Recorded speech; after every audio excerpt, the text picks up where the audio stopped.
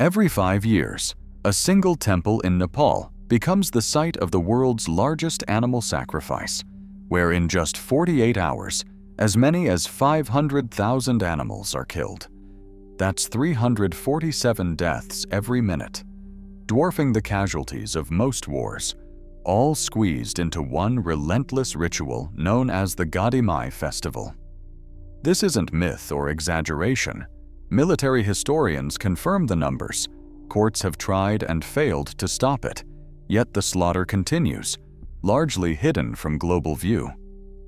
How does an event of this scale, bigger than the Super Bowl or World Cup, remain invisible, while the blood never stops flowing? Inside Nepal's Gadi Mai lies a truth darker than most will ever know. In the world of mass death, the numbers at Gadi Mai are almost impossible to process. Over 2 days, up to 500,000 animals are killed, more than 300 every single minute. That figure isn't a rumor or activists' claim. It's backed by field counts, legal testimony, and the sober calculations of military historians.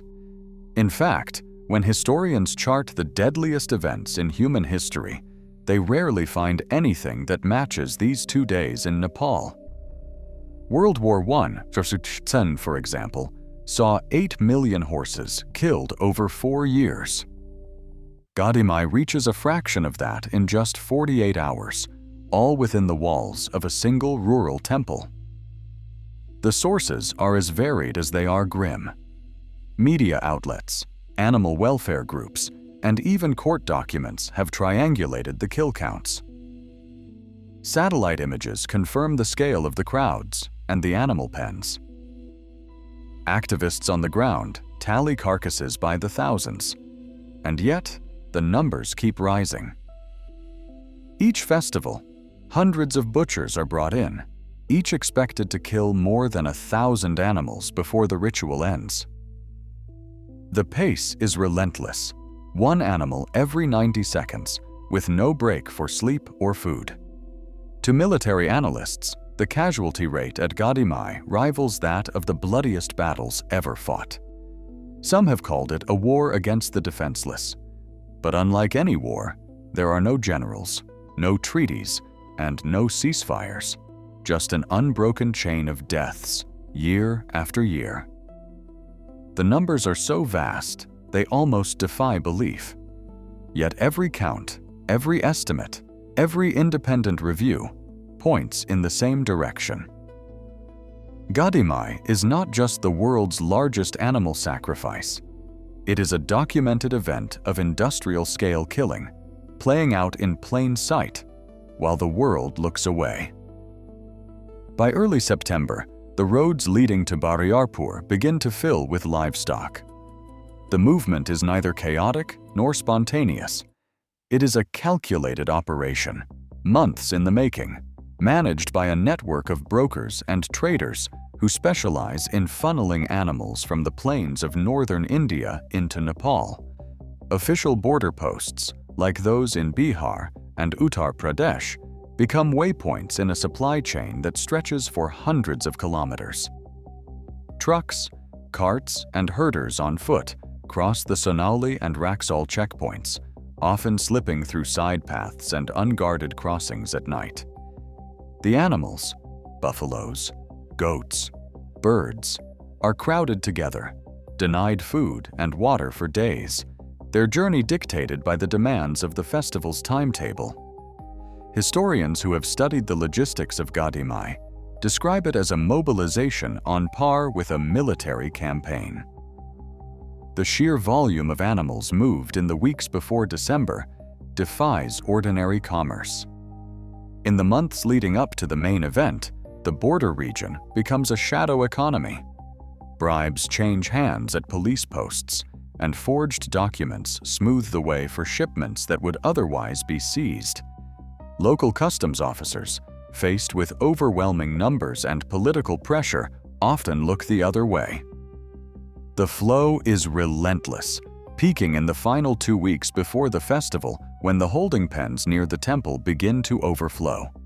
The secrecy is deliberate. brokers avoid publicity, and animals arrive at the temple grounds under cover of darkness. Transport manifests are rarely made public, and official receipts, when they exist at all, tell only part of the story. The operation's scale is visible only in fragments. A convoy of trucks here, a sudden spike in livestock sales there, the quiet testimony of villagers who watch the procession pass their doors every 5 years. By the time December arrives, the stage is set for what will follow. The groundwork for mass slaughter is laid long before the first sword is raised. 5 million people descend on Bariarpur for Gadi Mai, an influx larger than the Super Bowl, the Olympics, or the World Cup final. Yet outside South Asia, almost no one has heard of it. Mainstream newspapers in London, New York, and Tokyo rarely mention the festival. International news agencies send correspondents to cover elections and earthquakes in Nepal, but most are turned away at the temple gates. Those who manage to enter often leave with little more than rumors and glimpses, never the full picture. Foreign reporters describe being blocked by police, their cameras confiscated, their questions met with silence or threats. Local authorities grant permits for religious coverage, but revoke them if journalists try to film the killing grounds. Even activists with hidden cameras capture only fragments before being forced out. The few images that do leak onto the internet are quickly drowned by the sheer volume of festival posts from attendees, millions of photos and videos, but almost none reaching the world's front pages. The festival's crowd is not a secret gathering. It is a sprawling city of tents, food stalls, and makeshift shrines visible from space. Satellite images show a dense patchwork of bodies and animals stretching for kilometers. But the details, the blood, the blades, the scale of death, are missing from the global record. In an age when even the smallest protest can spark headlines and viral videos, Gadi Mai remains hidden in plain sight. 5 million witnesses, yet the story is told only in whispers, pieced together by those determined to look beyond the silence. Why does an event of this magnitude remain invisible to the world? The answer lies not in the size of the crowd, but in the deliberate absence of outside eyes. Each festival cycle brings a new layer of concrete around the Gadi Mai temple. After every 5 years, the walls grow higher, rising from simple brick to reinforced barriers topped with corrugated metal. By 2019, the perimeter had doubled in height compared to a decade before, blocking all lines of sight from the roads and neighboring rooftops. The intention is unmistakable. These are not the low, ornamental fences of a typical shrine. They are fortifications designed to keep cameras out as much as crowds in. Plainclothes men patrol the entrances, blending into the tide of pilgrims, but watching for unfamiliar faces. Foreign journalists, easily spotted in the crowd, are met at the gates by security officers who demand credentials, then quietly escort them away from the killing grounds. Even local reporters find their press passes revoked without warning.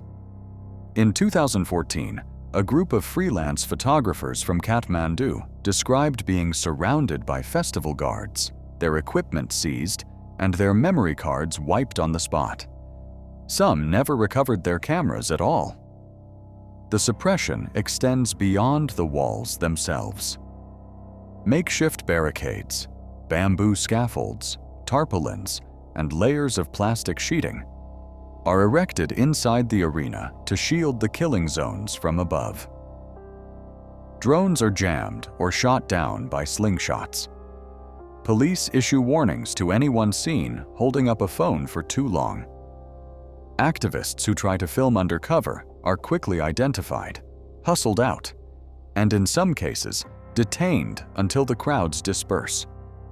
These tactics are not improvisations.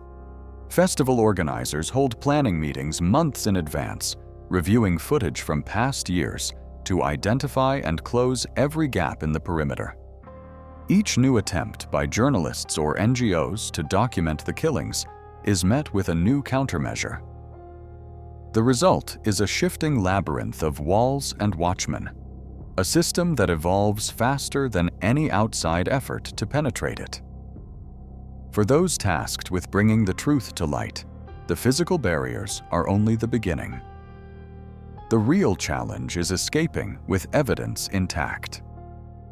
At dawn on the first day, a line of butchers stands shoulder to shoulder, each gripping a heavy, unsharpened sword. There are 200, sometimes as many as 400, brought in from villages across the border and the plains of southern Nepal. Their orders come from senior overseers, men who have worked the festival for decades, coordinating teams, assigning killing zones, and keeping count as the hours grind on. These overseers carry notebooks and whistles, tracking quotas and rotating crews in and out of the blood-soaked fields. No one works alone. Each butcher is paired with a runner, whose job is to drag carcasses aside and clear space for the next animal. The routine is grim and repetitive. On day one, buffalo calves are herded into narrow lanes, necks exposed for a single swing. The goal is speed, not precision. Every 90 seconds, another animal falls. By midday, the ground is slick, the air thick with the smell of blood and sweat. Overseers check their lists. Each man must kill at least 1,250 animals over the festival's 2 days. Some will double that number if they can keep pace. Shifts run for hours, interrupted only by a quick drink or a shouted command. The butcher's hands blister and cramp, but the line never stops moving. When one man falters, another steps in. The work is not just exhausting, it is relentless, calculated, and measured to the minute. By the end of the first day, thousands of animals have been dispatched, and the quota for each man is tallied with cold efficiency. This is not chaos, but a system, refined over generations, where every blade and every body is part of a larger machine.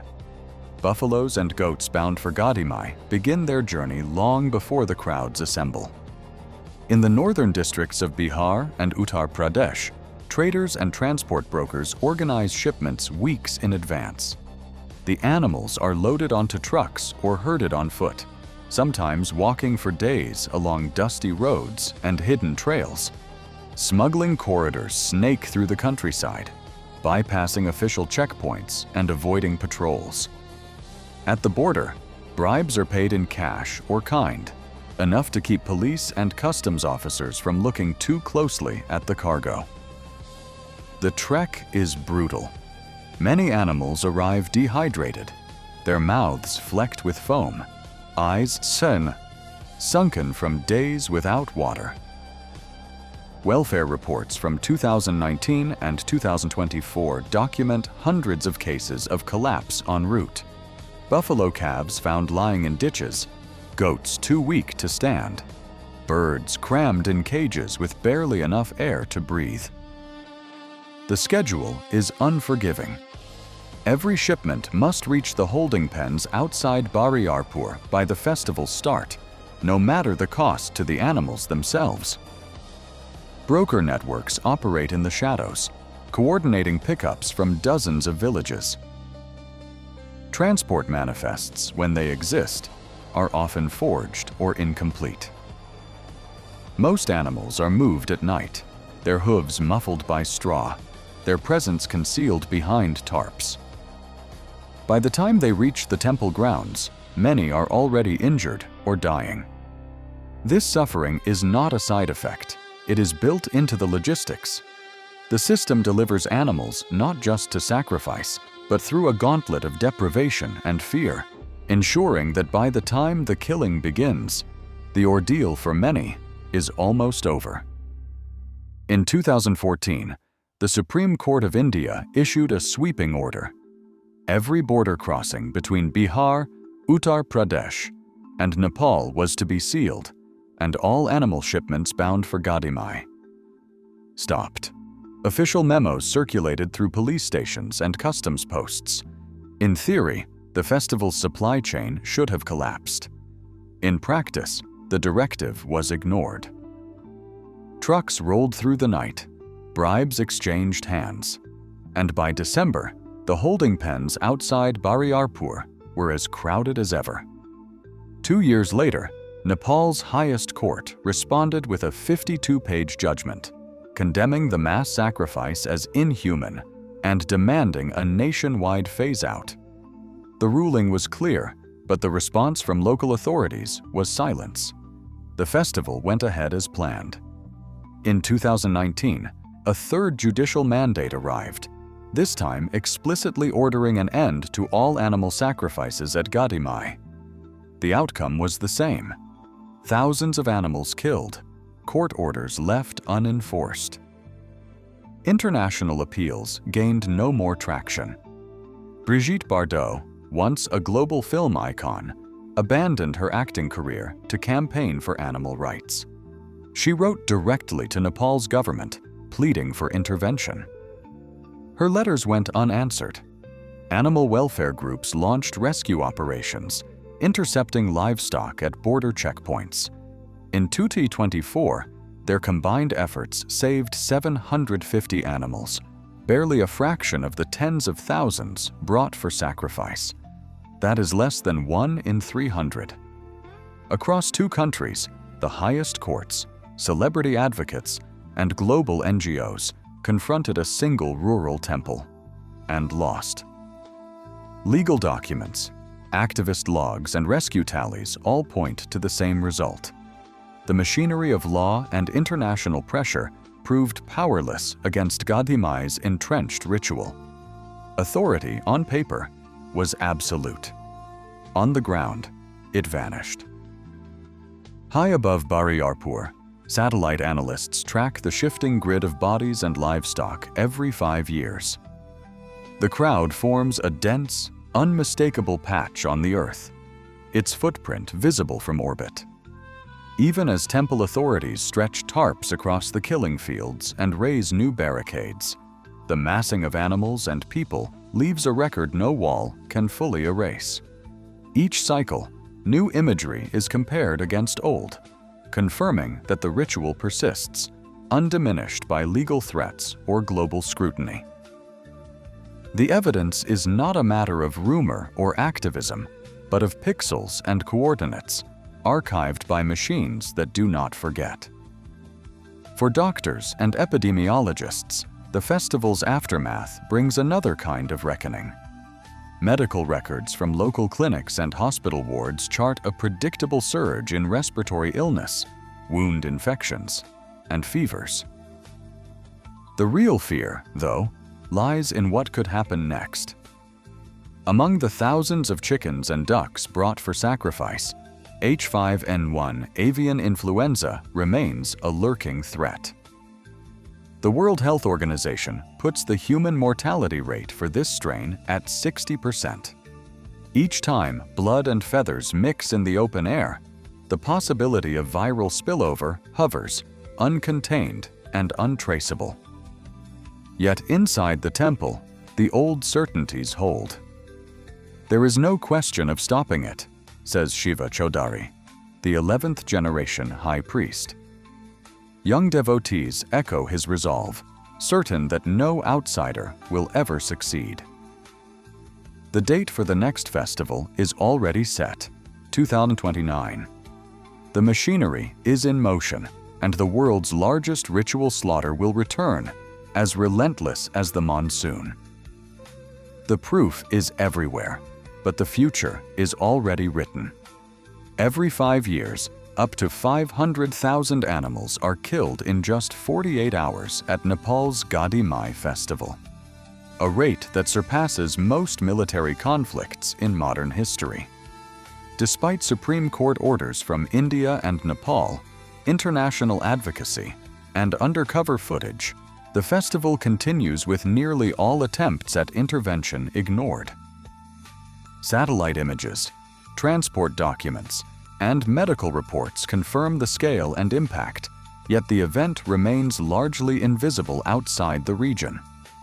The economic reliance of local communities and 265 years of tradition have proven stronger than legal rulings or global outrage. What remains unanswered is how an atrocity this large can persist in an age of mass media and instant information. With the next festival already scheduled for 2029, the evidence shows that even the world's most visible secrets can be systematically ignored. The Gadimai Festival stands as documented proof that some of the largest collective harms are hidden not by distance but by deliberate silence.